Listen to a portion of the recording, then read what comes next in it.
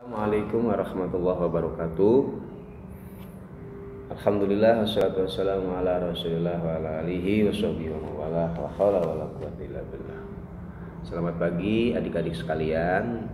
Semoga semuanya dalam keadaan sehat walafiat dan alhamdulillah pagi hari ini kita bisa mengawali hari kita dengan satu hal yang positif, yaitu menuntut ilmu. Mudah-mudahan apa yang kita niatkan bisa mendapatkan dari apa yang menjadi kebutuhan kita. Amin ya rabbal alamin.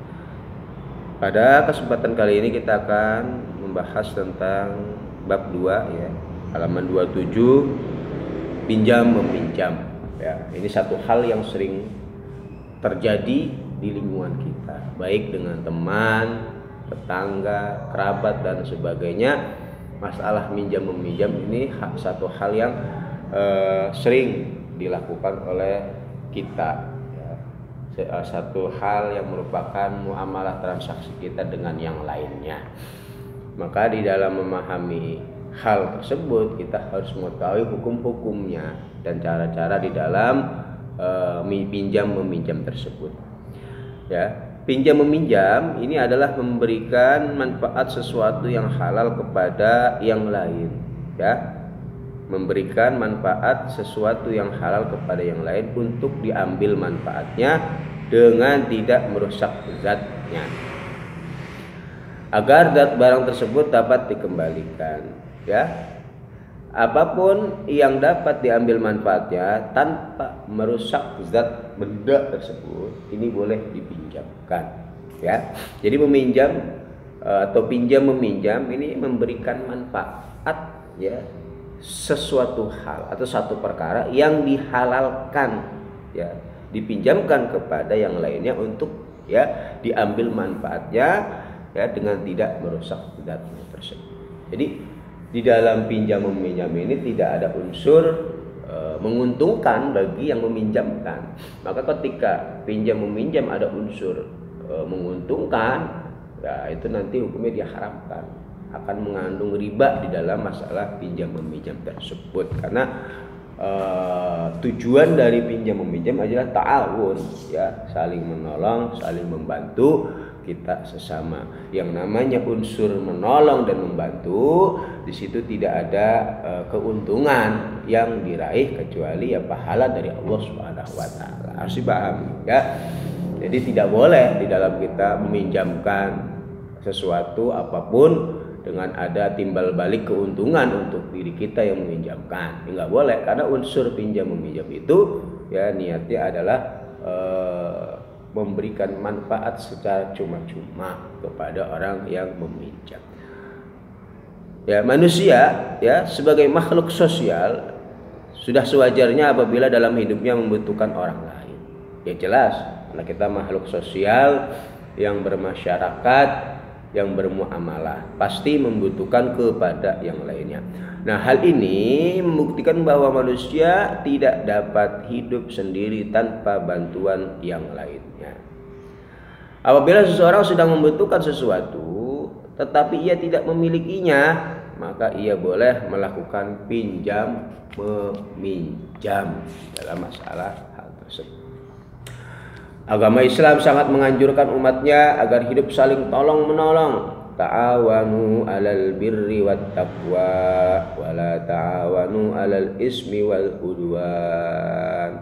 Jadi bukan saja kepada sesama umat Islam, bahkan dengan orang yang berlainan agama kita pun dianjurkan untuk saling membantu, seperti dalam surat Al-Maidah ya, yang artinya dan tolong menolonglah kamu dalam mengerjakan kebajikan dan takwa, dan jangan tolong menolong dalam berbuat dosa dan permusuhan. Surat Al-Maidah ayat kedua ya, ayat kelima ya. Maka jelaslah ya bahwa tolong menolong di dalam kebaikan dan takwa ini sangat dianjurkan. Akan tetapi tolong menolong dalam perbuatan dosa dan juga permusuhan itu sangat dilarang. Jika hal ini dapat dilakukan oleh seseorang, maka akan berbahagialah dia, bahagia di dunia maupun di akhirat nanti. Begitu juga ya dengan pinjam meminjam, ya karena merupakan salah satu bentuk tolong menolong.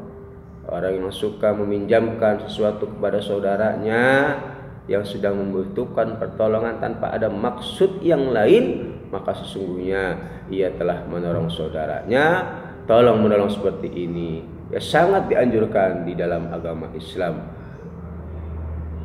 Wallahu fi auni abdih maka al abdu fi auni akhi. Dalam hadis Nabi Muhammad SAW dikatakan wallahu fi auni abdih maka al abdu fi auni akhi. Allah akan selalu senantiasa menolong hambanya selama hambanya mau menolong kepada saudaranya. Ini sungguh satu sifat yang mulia bagi seorang hamba yang mau membantu kepada sesama, yang mau berbagi kepada sesama. Al-mu'min akhul mu'min, bahwa seorang mukmin itu saudara dengan mukmin lainnya, yang apabila yang satu sakit maka yang lain pun akan merasakan sakit, seperti halnya tubuh ya yang ada dalam diri kita.